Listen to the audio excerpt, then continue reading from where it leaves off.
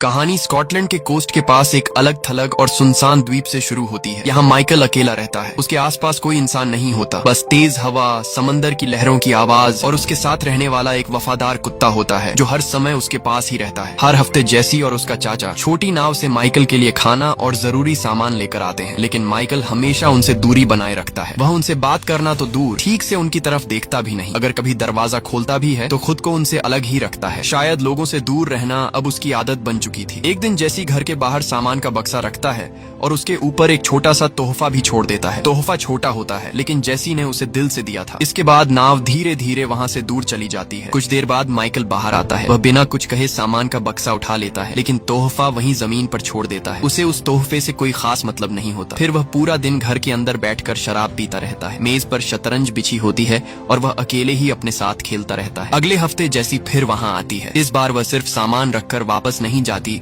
बल्कि हिम्मत करके दरवाजे पर दस्तक देती है। माइकल गुस्से में दरवाजा खोलता है, सामान पकड़ता है और तुरंत दरवाजा बंद करने लगता है, लेकिन जेसी अपना पैर दरवाजे के बीच रख देती है। वह वही तोहफा माइकल की तरफ बढ़ाती हुई पूछती है कि तुम कभी हमें नमस्ते क्यों नहीं कहते? तुम हमेशा हमसे दूर क्यों रहते हो? माइकल कोई जवाब नहीं देता। वह जेसी का पैर दरवाजे से हटाता है और दरवाजा बंद कर देता है। जेसी बाहर से जोर से कहती है कि मैं तुमसे नहीं डरती। फिर वह वापस नाव की तरफ चली जाती है। तोहफा एक बार फिर दरवाजे के बाहर ही पड़ा रह जाता है। उसी समय उसके चाचा को नाव पर मौसम की चेतावनी मिलती है। एक बहुत तेज तूफान उनकी तरफ बढ़ रहा होता है। आसमान धीरे धीरे काला होने लगता है, हवा तेज हो जाती है और समंदर की लहरें खतरनाक रूप लेने लगती हैं। जेसी बड़ी मुश्किल से अपनी छोटी नाव तक पहुंचती है और उसे चलाने की कोशिश करती है, लेकिन लहरें इतनी तेज होती हैं कि वह पानी में गिर जाती है। उसका चाचा उसे बचाने की कोशिश करता है, लेकिन तूफान की वजह से उनकी नाव भी उलट जाती है। जेसी पानी में हाथ पैर मारने लगती है, मगर उसका पैर जाल में फंस चुका होता है। वह ऊपर आने की कोशिश करती है, लेकिन तेज लहरें बार बार उसे नीचे धकेल देती हैं। इधर माइकल को बाहर से कुछ आवाजें सुनाई देती हैं। उसका कुत्ता खिड़की के पास खड़ा होकर बेचैनी से आवाजें निकालने लगता है। माइकल को अंदाजा हो जाता है कि समंदर में कुछ गलत हुआ है। वह तुरंत बाहर भागता है। भागते हुए उसका पैर उसी तोहफे से टकराता है जिसे उसने पहले अनदेखा कर दिया था। माइकल अपनी नाव पर चढ़ता है, उसे पानी तक ले जाता है और इंजन शुरू करके तेजी से आगे बढ़ता है। कुछ दूरी पर उसे जेसी पानी में दिखाई देती है। जेसी ऊपर आने की कोशिश कर रही होती है, लेकिन उसका पैर जाल में बुरी तरह उलझा हुआ होता है। माइकल बिना ज्यादा सोचे समंदर में छलांग लगा देता है। वह पानी के अंदर जाकर जाल को खोलता है, उलझे हुए हिस्से अलग करता है और जेसी को आजाद कर देता है। वह उसके चाचा को भी बचाने की कोशिश करता है, लेकिन तब तक बहुत देर हो चुकी होती है। माइकल किसी तरह जेसी को नाव में खींचकर लाता है और उसे होश में लाने की कोशिश करता है। वह उसे सांस देने लगता है। काफी कोशिश के बाद जेसी फिर से सांस लेना शुरू कर देती है। शाम को जेसी को माइकल के बिस्तर पर होश आता है। आंखें खुलते ही वह अपने चाचा के बारे में पूछती है। माइकल कुछ पल चुप रहता है, फिर धीरे से उसे सच बता देता है कि उसका चाचा अब नहीं रहा। ये सुनकर जेसी टूट जाती है। वह पूरे दिन बिस्तर पर पड़ी रहती है और माइकल चुपचाप सोफे पर सो जाता है। सुबह माइकल उसके टखने को देखता है। टखना सूज चुका होता है और जाल की वजह से कट भी गया होता है। जेसी उससे पूछती है कि तुमने किसी को खबर क्यों नहीं दी? पुलिस को क्यों नहीं बुलाया? क्या किसी को पता भी है कि मैं यहाँ हूँ? माइकल बस इतना कहता है कि आराम करो। जब माइकल पानी लेने जाता है तो जेसी गुस्से में कहती है कि मुझे इस द्वीप से वापस घर जाना है। वह कहती है कि मेरा परिवार मुझे ढूंढ रहा होगा, लेकिन माइकल को उसके बारे में काफी कुछ पता होता है। वह जानता है कि जेसी की माँ कुछ साल पहले मर चुकी है और वह अपने पिता को कभी जानती ही नहीं थी। उसके बाद उसके चाचा ने ही उसका ख्याल रखा था। इसलिए माइकल शांत आवाज में कहता है कि तुम्हारा कोई परिवार नहीं है। यह सुनकर जेसी हैरान रह जाती है कि माइकल को यह सब कैसे पता है। जब माइकल बाहर जाता है तो जेसी बिस्तर से उठकर उसकी मेज पर कुछ ढूंढने लगती है। वहाँ उसे एक चाकू मिल जाता है। माइकल के कदमों की आवाज सुनकर वह जल्दी से वापस बिस्तर पर आ जाती है और चाकू तकिए के नीचे छुपा देती है। रात को जेसी को बुरा सपना आता है। वह डर के मारे आवाजें निकालने लगती है। माइकल उसे देखने आता है और जैसे ही उसे छूता है जेसी अचानक जाग जाती है। उसके हाथ में वही चाकू होता है जो अब माइकल की तरफ तना हुआ है। माइकल बिना घबराए कहता है कि यह सिर्फ एक सपना था। इसके बाद वह जेसी को समझाता है कि हथियार डर में नहीं चलाया जाता, दिमाग शांत रखना पड़ता है। फिर वह उसे चाकू सही तरह पकड़ना और खुद को संभालना सिखाता है। दिन गुजरने लगते हैं और माइकल जेसी का ख्याल रखता रहता है। वह उसे बाथरूम तक ले जाता है, खाना बनाता है, दवाई देता है और उसके जख्म साफ करता है। धीरे धीरे जेसी बाहर जाने लगती है और कुत्ते के साथ समय बिताने लगती है। माइकल उसे देखकर चुपचाप खुश होता है। एक दिन जेसी उससे पूछती है कि वह उसके चाचा को कैसे जानता था। माइकल बताता है कि वे दोनों रॉयल मरीन्स में साथ काम कर चुके थे। जेसी को एहसास होता है कि वह इतने दिनों से उसके साथ है, लेकिन उसे उसका नाम तक नहीं पता। वह माइकल से उसका नाम पूछती है, पर माइकल नाम बताने से बच जाता है। फिर जेसी कुत्ते का नाम पूछती है। माइकल कहता है कि उसका भी कोई नाम नहीं है। यह सुनकर जेसी हैरान हो जाती है और उसी समय कुत्ते का नाम जैक रख देती है। वह प्यार से उसे जैक कहकर बुलाती है और कुत्ता भी जैसे इस नाम को अपना लेता है। इसके बाद जेसी शतरंज की तरफ देखती है और माइकल को चाल बताती है। माइकल समझ जाता है कि जेसी शतरंज खेलना जानती है। उसे लगता है कि अब उसे कोई सही मुकाबला देने वाला मिल गया है, लेकिन इसी बीच वह जेसी का पैर फिर से देखता है और उसे पता चलता है कि जख्म में संक्रमण हो गया है। जेसी हॉस्पिटल जाने की बात करती है, लेकिन माइकल साफ मना कर देता है। वह कहता है कि जो जरूरी होगा मैं खुद लेकर आऊंगा। फिर माइकल नाव लेकर मुख्य जमीन की तरफ निकल जाता है। उसके जाने के बाद जेसी माइकल की मेज पर एक तस्वीर देखती है। ये जेसी और जैक की बनाई हुई तस्वीर होती है। फिर वह दराज खोलती है और उसे पता चलता है कि माइकल ने उसका दिया हुआ तोहफा खोल लिया था। उसके अंदर एक छोटा सा स्नो ग्लोब होता है जिसमें एक लाइट हाउस बना होता है, बिल्कुल उसी द्वीप के लाइट हाउस जैसा। उधर लंदन में मैनाफोर्ट नाम के एक आदमी को सरकारी सुनवाई में सवालों का सामना करना पड़ता है। उस पर आरोप है कि उसने थिया नाम का निगरानी कार्यक्रम चलाया जो देश के लोगों के फोन, कैमरा, संदेश और दूसरी जानकारी पर नजर रखता था। मैनाफोर्ट अपना बचाव करते हुए कहता है कि इसी सिस्टम की वजह से कई खतरों को रोका गया और कई आतंकियों को पकड़ा गया, लेकिन मामला अब जनता के सामने आ चुका था, इसलिए सरकार पर दबाव बढ़ रहा था। बाद में मैनाफोर्ट की मुलाकात प्राइम मिनिस्टर से होती है। प्राइम मिनिस्टर रिकॉर्डिंग बंद करवाती है और उससे अकेले में बात करती है। वह कहती है कि जनता के सामने तुम्हें पद से हटाना पड़ेगा। दुनिया यह नहीं सुनना चाहती कि सरकार उनके फोन और कैमरा से क्या देख रही है। प्राइम मिनिस्टर उसे बताती है कि रॉबर्टा कुछ समय के लिए उसकी जगह लेगी, लेकिन असली बात यह होती है कि मैनाफोर्ट पूरी तरह बाहर नहीं होगा। वह सबकी नजरों से दूर रहकर अब भी थिया से जुड़ा रहेगा। मैनाफोर्ट इस बात को मान लेता है। इधर स्कॉटलैंड में माइकल दवाई लेने एक दुकान पर जाता है और रास्ते में कैमरा से बचने की पूरी कोशिश करता है। फिर वह कपड़ों की दुकान पर जाता है और जल्दी जल्दी जेसी के लिए कुछ कपड़े चुनता है ताकि देर तक कैमरा के सामने न रहे। लेकिन बाहर निकलते समय कुछ लड़कियां तस्वीरें ले रही होती हैं और गलती से माइकल का चेहरा कैमरा में आ जाता है। जैसे ही यह तस्वीर थिया तक पहुंचती है, सिस्टम में चेतावनी जारी हो जाती है। माइकल को एक खतरनाक आतंकी के रूप में पहचान लिया जाता है। रॉबर्टा यह चेतावनी देखते ही तुरंत हमला करने वाली टीम भेजने का आदेश देती है। उधर माइकल दवाइयां और कपड़े लेकर वापस द्वीप पर पहुंचता है। वह जेसी के टखने पर सही तरह से पट्टी करता है, उसे दवाइयां देता है और साथ में कुछ मिठाइयां भी देता है। फिर वह जेसी को नए कपड़े देता है जो उसके लिए लगभग सही होते हैं। रात के खाने के समय माहौल थोड़ा शांत लगता है। जेसी को खाना अच्छा लगता है और माइकल भी पहली बार उसके साथ थोड़ा सहज दिखाई देता है। लेकिन तभी माइकल को बाहर से एक अजीब आवाज सुनाई देती है। वह खिड़की से देखता है तो एक नाव द्वीप की तरफ बढ़ रही होती है। माइकल तुरंत गंभीर हो जाता है। वह जेसी से कहता है कि जल्दी से बाथरूम में जाओ, दरवाजा बंद करो और कोई आवाज मत करना। जब तक मैं खुद तुम्हें लेने ना आऊं बाहर मत निकलना। जेसी एक चाकू उठाती है और बाथरूम में छुप जाती है। माइकल भी तैयारी करने लगता है। वह एक धारदार औजार उठाता है और बाहर चला जाता है। कुछ ही देर में हथियारबंद लोग नाव से उतरकर घर की तरफ बढ़ने लगते हैं। माइकल ने पहले से ही कई जगह जाल लगाए हुए थे। जैसे ही सैनिक आगे बढ़ते हैं, माइकल एक रस्सी काट देता है। पहाड़ से एक बड़ा पत्थर नीचे गिरता है और उसी के साथ एक जाल खुल जाता है जो एक सैनिक को पकड़कर पानी की तरफ खींच लेता है। इसके बाद माइकल तेज रोशनी चालू कर देता है। सैनिकों ने रात में देखने वाले चश्मे पहने हुए थे, इसलिए अचानक रोशनी पड़ते ही उनकी आंखें चौंधिया जाती हैं। वे जल्दी से चश्मे उतारते हैं और माइकल पर गोलियां चलाना शुरू कर देते हैं। एक सैनिक माइकल का पीछा करते हुए ऊपर चढ़ता है। माइकल अंधेरे का फायदा उठाकर पीछे से उस पर हमला करता है। वह लालटेन तोड़कर उसके सिर पर मारता है और फिर आग वाली बंदूक से उस पर वार कर देता है। दूसरा सैनिक ऊपर पहुंचता है तो माइकल उस पर चाकू से हमला करता है और उसे नीचे धक्का दे देता है। इसी बीच एक और सैनिक घर के अंदर घुसता है। जैक तुरंत उस पर टूट पड़ता है। दोनों के बीच लड़ाई होती है और सैनिक मारा जाता है, लेकिन इसी दौरान जैक को गोली लग जाती है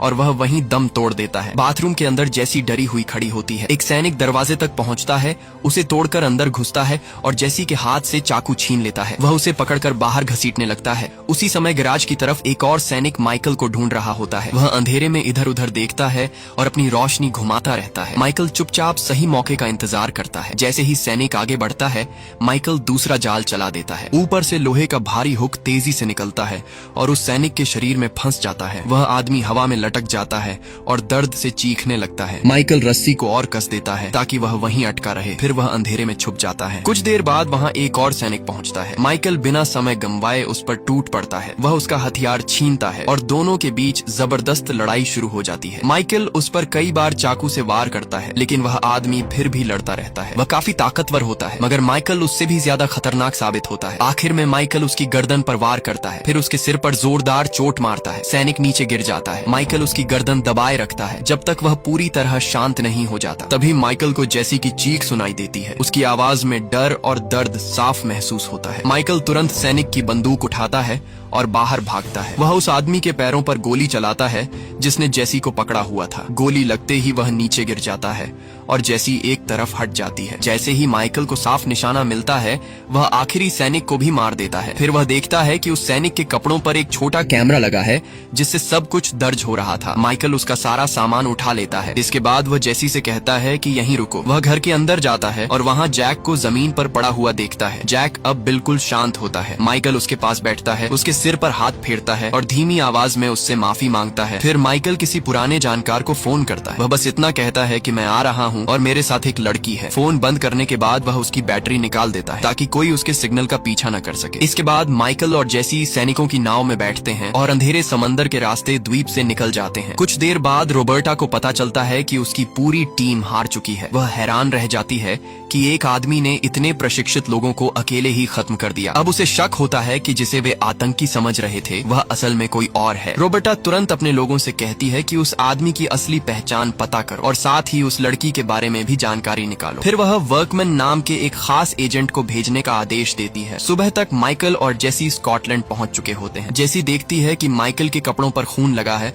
और उसका जख्म खुल चुका है। वह परेशान होकर कहती है कि तुम्हारा खून बह रहा है। माइकल शांत आवाज में कहता है कि मैं ठीक हूँ, फिक्र मत करो। दोनों चुपचाप शहर के बीच से गुजरने लगते हैं। माइकल हर जगह लगे कैमरा से बचने की कोशिश करता है। कुछ देर बाद उसे एक गाड़ी दिखाई देती है जिसे वे इस्तेमाल कर सकते थे, लेकिन गाड़ी की चाबी उनके पास नहीं होती। माइकल जेसी को बंदूक पकड़ना सिखाता है। वह उसे समझाता है कि बंदूक को नीचे रखो, उंगली ट्रिगर पर मत रखना और यहीं खड़ी रहना। फिर वह चाबी लेने के लिए सामने वाले घर के अंदर चला जाता है। घर के अंदर माइकल चाबी ढूंढ रहा होता है कि तभी एक छोटा लड़का उसे देख लेता है और डर जाता है। अचानक घर का मालिक सामने आ जाता है और माइकल पर बंदूक तान देता है। हालात खराब हो जाते हैं, लेकिन तभी जेसी आती है और वह उस आदमी से कहती है कि माइकल घायल है, उसकी मदद करो। मजबूरी में घर का मालिक माइकल के जख्म का इलाज करने लगता है। इसी बीच रोबर्टा की टीम में एक टेक्नीशियन को पता चलता है कि जो आतंकी वाली पहचान सामने आई थी वह असली नहीं थी। किसी ने थिया की जानकारी बदलकर माइकल का चेहरा एक खतरनाक आतंकी से जोड़ दिया था। यानी कैमरा ने जिसे आतंकी समझा वह असल में माइकल था। टेक्नीशियन आगे जांच करता है तो माइकल की असली पहचान सामने आती है। उसका नाम माइकल मेसन होता है। जानकारी में लिखा होता है कि वह पहले ब्रिटिश स्पेशल फोर्सेस से जुड़ा था और 10 साल पहले एक लड़ाई में मारा जा चुका था। रोबर्टा समझ जाती है कि कोई जानबूझकर अपने ही आदमी को निशाना बनवा रहा है। टेक्नीशियन उसकी पुरानी मिशन फाइल खोलने की कोशिश करता है, लेकिन कंप्यूटर पर संदेश आता है कि फाइल मौजूद नहीं है। तभी स्कॉटलैंड के उसी घर से की गई पुलिस कॉल पकड़ में आती है। एक लड़का रोते हुए कह रहा होता है कि एक आदमी और एक लड़की उनके घर में है। रोबर्टा तुरंत नई टीम भेजती है। साथ ही वर्कमैन को भी आगे बढ़ने का आदेश दिया जाता है। उधर मैनाफोर्ट अपने सिस्टम से सब कुछ देख रहा होता है। वह फुटेज जांचता है और माइकल को पहचानते ही चौंक जाता है, क्योंकि उसके हिसाब से माइकल को बहुत पहले मर जाना चाहिए था। जैसे ही उसे पता चलता है कि रोबर्टा वर्कमैन को भेज रही है, वह खुद वर्कमैन से संपर्क करता है। मैनाफोर्ट उसे संदेश भेजता है कि अब यह ब्लैक ऑपरेशन है, तुम सिर्फ मुझे जवाब दोगे। वर्कमैन पहले से ही मैनाफोर्ट का वफादार होता है, इसलिए वह तुरंत मान जाता है। मैनाफोर्ट साफ आदेश देता है कि माइकल को देखते ही मार दो। जब वर्कमैन लड़की के बारे में पूछता है तो मैनाफोर्ट उसे भी खत्म करने का आदेश देता है। इधर घर का मालिक माइकल का जख्म सिल देता है। माइकल वहाँ से निकलना चाहता है,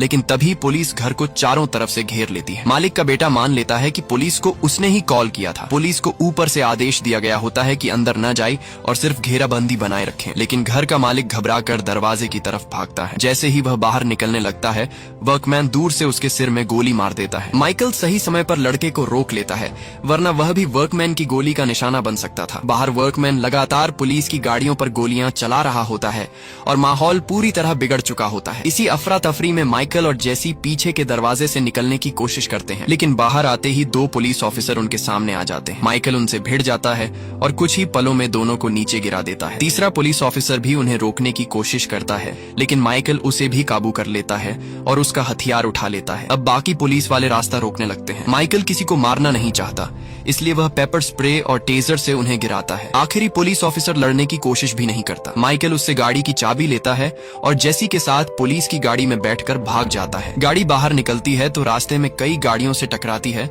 लेकिन माइकल किसी तरह उसे संभाल लेता है। रोबर्टा यह सब कैमरा पर देख रही होती है। वह वर्कमैन से संपर्क करने की कोशिश करती है, लेकिन वर्कमैन ने अपना संपर्क यंत्र बंद कर दिया होता है। वर्कमैन तुरंत माइकल की गाड़ी का पीछा शुरू कर देता है। वह अपनी गाड़ी से बार बार उनकी गाड़ी को टक्कर मारता है। माइकल रफ्तार बढ़ाता है तो वर्कमैन गोली चला देता है। शीशा टूट जाता है, लेकिन माइकल और जेसी बच जाते हैं। दोनों गाड़ियां जंगल के रास्ते तेजी से दौड़ती रहती हैं। माइकल अचानक मोड़ काटता है ताकि वर्कमैन धोखा खा जाए, लेकिन वर्कमैन भी कम तेज नहीं होता। वह फिर पीछे लग जाता जाता है और दोबारा गाड़ी को टक्कर मारता है। वर्कमैन फिर गोली चलाता है। माइकल गाड़ी को दाएं बाएं घुमाकर गोलियों से बचाता है। फिर वह अपनी रफ्तार थोड़ी कम कर देता है। जैसे ही वर्कमैन आगे आने लगता है, माइकल उसकी गाड़ी को साइड से जोरदार टक्कर मारता है। टक्कर इतनी तेज होती है कि वर्कमैन की गाड़ी पलटकर सड़क से बाहर चली जाती है। माइकल पक्का कर लेता है कि वर्कमैन फिलहाल पीछा नहीं कर सकेगा। इसके बाद वह जेसी को लेकर आगे निकल जाता है। कुछ दूरी पर उन्हें एक निर्माण वाली जगह मिलती है। माइकल कहता है कि अब गाड़ी बदलनी पड़ेगी। उधर वर्कमैन पलटी हुई गाड़ी से किसी तरह बच निकलता है। वह घायल तो होता है लेकिन रुकता नहीं। वह सड़क पर पैदल चलने लगता है। तभी एक पुलिस की गाड़ी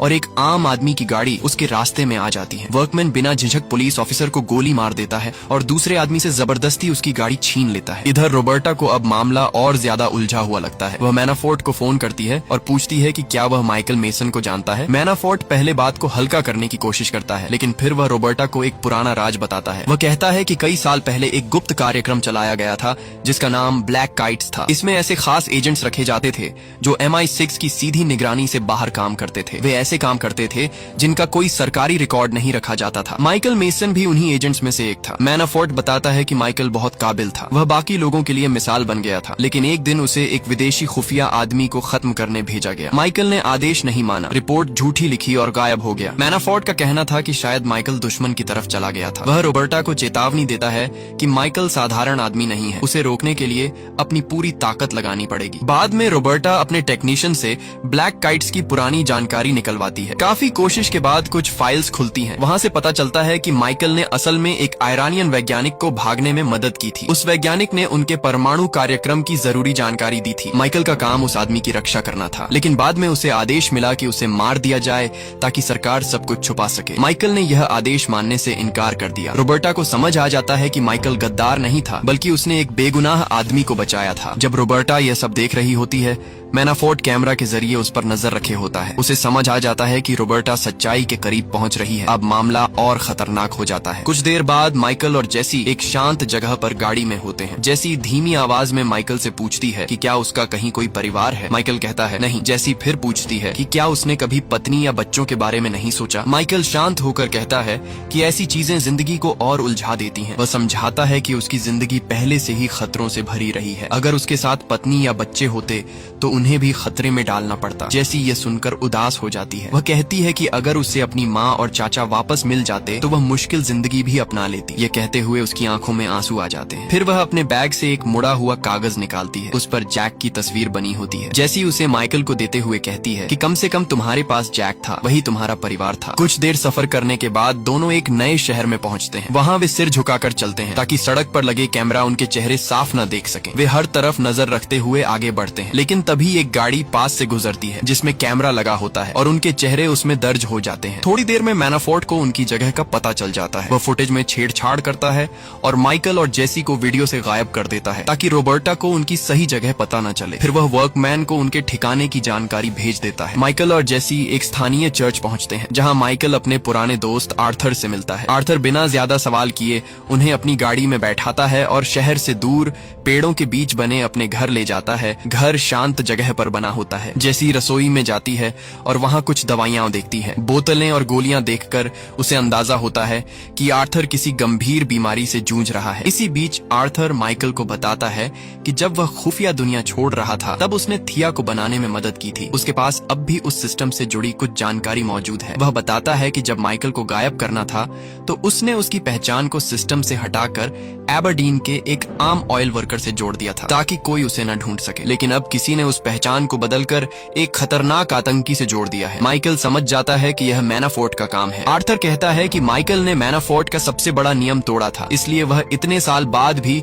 उसे खत्म करना चाहता है। माइकल आर्थर से कहता है कि जब तक वह बाहर जाकर इस मामले को खत्म करता है तब तक जेसी को सुरक्षित रखना, लेकिन आर्थर उदास होकर मना कर देता है। वह कहता है कि मैं यह जिम्मेदारी नहीं ले सकता। तभी जेसी बीच में बोल पड़ती है कि आर्थर को कैंसर है। उसे यह बात इसलिए समझ आई क्योंकि आर्थर वही दवाइयां ले रहा था जो उसकी माँ अपनी मौत से पहले लिया करती थी। जेसी को लगता है कि माइकल उसे छोड़ना चाहता है। वह कहती है कि मैं किसी पर बोझ नहीं बनना चाहती, मैं चुपचाप चली जाऊंगी। आर्थर फिर माइकल को बताता है कि डॉक्टर्स के हिसाब से उसके पास बहुत कम समय बचा है। ये सुनकर माइकल को दुख होता है, लेकिन अब उसके पास रास्ता कम बचा होता है। वह आर्थर से कमाल शाह का पता पूछता है। आर्थर तुरंत मना कर देता है। वह कहता है कि कमाल बहुत खतरनाक आदमी है, वह लोगों की तस्करी करता है और उस पर भरोसा नहीं किया जा सकता। लेकिन माइकल कहता है कि इस समय मेरे पास पास कोई दूसरा रास्ता नहीं है, उसे जेसी को सुरक्षित जगह पहुंचाना ही होगा। आर्थर मजबूरी में उसकी मदद करने को तैयार हो जाता है। वह कहता है कि मैं तुम्हें रास्ता बता सकता हूँ, लेकिन इससे ज्यादा कुछ नहीं करूंगा। माइकल के लिए इतना भी काफी होता है। जब वे निकलने की तैयारी कर रहे होते हैं तभी दरवाजे पर दस्तक होती है। बाहर वर्कमैन खड़ा होता है। वह बिना देर किए गोलीबारी शुरू कर देता है। माइकल तुरंत जेसी को दीवार के पास जाने को कहता है और खुद फर्नीचर के पीछे छुप जाता है। वर्कमैन कमरे में घुसता है। माइकल सही मौका देखकर उसके ऊपर भारी शेल्फ गिरा देता है। फिर दोनों के बीच लड़ाई शुरू हो जाती है। कमरे में जो भी चीज हाथ आती है दोनों उसे हथियार की तरह इस्तेमाल करने लगते हैं। कुर्सी, मेज, लैंप और बाकी सामान टूटने लगता है। इस खींचातानी में एक बंदूक जमीन पर गिर जाती है। माइकल और वर्कमैन दोनों ही बेहतरीन प्रशिक्षित एजेंट्स होते हैं, इसलिए लड़ाई लंबी चलती है। दोनों एक दूसरे पर भारी पड़ने की कोशिश करते हैं। आखिर में वर्कमैन माइकल को दबा लेता है। वह धीरे धीरे उस पर हावी होने लगता है। जब ऐसा लगता है कि वह माइकल को मार देगा तभी जेसी बंदूक उठा लेती है। वह वर्कमैन पर वार करती है और उसे रुकने के लिए कहती है। वर्कमैन फौरन जेसी को पकड़ लेता है और उसके हाथ से बंदूक छीन लेता है। उसी पल माइकल अपने पास पड़ी नेल गन उठा लेता है और वर्कमैन पर कई बार वार करता है। वर्कमैन पीछे हटता है और माइकल मौका पाकर जेसी को पकड़ता है और वहां से निकल भागता है। वर्कमैन फिर से गोली चलाना शुरू करता है, लेकिन तब तक माइकल, जेसी और आर्थर गाड़ी में बैठकर वहां से निकल चुके होते हैं। वर्कमैन पीछे भागते हुए गोलियां चलाता रहता है, मगर अब बहुत देर हो चुकी होती है। कुछ देर बाद मैनाफोर्ट उसे संदेश भेजता है और पूछता है कि काम खत्म हुआ या नहीं। वर्कमैन जवाब देता है कि अभी नहीं। यह सुनकर मैनाफोर्ट अपने आदमी रॉस से कहता है कि टीम तैयार करो। शहर पहुंचने के बाद आर्थर माइकल को एक फोन देता है और उनसे अलग हो जाता है। अब गाड़ी में सिर्फ माइकल और जेसी होते हैं। जेसी कहती है कि मुझे अपने साथ अगले द्वीप पर ले चलो, लेकिन माइकल मना कर देता है। वह कहता है कि मैं चाहता हूं तुम एक बेहतर और सुरक्षित जिंदगी जियो। उधर रोबर्टा की टेक्नीशियन उसे बताती है कि कोई बाहर से थिया सिस्टम इस्तेमाल कर रहा है। अब रोबर्टा को शक हो जाता है कि मैनाफोर्ट सब कुछ छुप कर चला रहा है। इसी बीच माइकल जानबूझकर लंदन में कैमरा के सामने आता है। वह चाहता है कि सिस्टम उसे पहचान ले। वह एक नाइट क्लब के बाहर पहुंचता है। दरवाजे पर खड़ा आदमी उसे रोकता है तो माइकल उसे काबू करके अंदर चला जाता है। मैनाफोर्ट कैमरा पर माइकल का चेहरा देख लेता है और उसकी लोकेशन पता करने की कोशिश करता है, लेकिन वह तुरंत ब्लॉक हो गया। अब रोबर्टा को साफ समझ आने लगता है कि मैनाफोर्ट उससे कुछ बड़ा छुपा रहा है। नाइट क्लब के अंदर माइकल और जेसी की मुलाकात कमाल शाह से होती है। माइकल उससे कहता है कि जेसी के लिए नई पहचान बनानी है। कमाल पूछता है कि वह उनकी मदद क्यों करे। इस पर माइकल उसे याद दिलाता है कि उसने कई लोगों की जानकारी मैनाफोर्ट तक पहुंचाई है। माइकल कहता है कि अगर मैं पकड़ा गया और ये राज बाहर आ गया तो तुम्हारे बहुत सारे दुश्मन जान जाएंगे कि उन्हें फंसाने में तुम्हारा हाथ था। ये सुनकर कमाल समझ जाता है कि अब उसके पास मदद करने के अलावा कोई रास्ता नहीं है। माइकल फिर जानबूझकर कैमरा के सामने अपना चेहरा दिखाता है ताकि मैनाफोर्ट के लोग उसकी तरफ खींच आए। कमाल जल्दी से जेसी के कागज तैयार करवाता है। बोट आधे घंटे में निकलने वाली होती है, इसलिए माइकल और जेसी तुरंत वहां से निकलने की तैयारी करते हैं। लेकिन मैनाफोर्ट की टीम पहले ही नाइट क्लब तक पहुंच चुकी होती है। माइकल एक आदमी पर हमला करके उसे नीचे गिराता है और उसकी बंदूक से उसे खत्म कर देता है। तेज संगीत की वजह से आसपास के लोगों को पहले कुछ पता नहीं चलता। फिर माइकल टूटे हुए कांच से दूसरे आदमी पर वार करता है, लेकिन जब वह तीसरे आदमी पर गोली चलाता है तो लोगों को शक होने लगता है। अब माइकल और जेसी बाथरूम वाले रास्ते की तरफ भागते हैं। वहां भी एक आदमी सामने आ जाता है और गोलीबारी शुरू हो जाती है। माइकल दुश्मनों का ध्यान अपनी तरफ खींचता है